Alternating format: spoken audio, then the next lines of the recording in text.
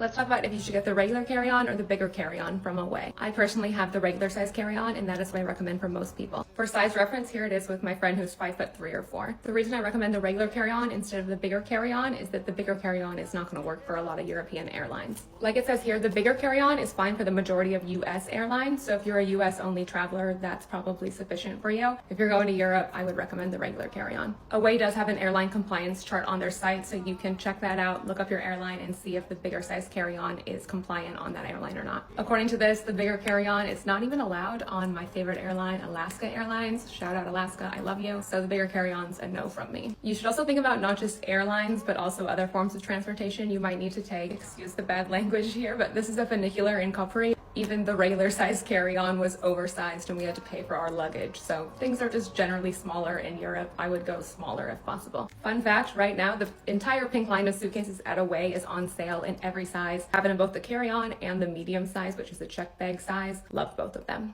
If you found my page helpful and you want to support me by shopping my links, head over to my profile, click this link, ckanani.com/TikTok. Then you can click here or on my like to know it, which is also linked there. I hope that helps. Make sure to like and follow for more packing tips.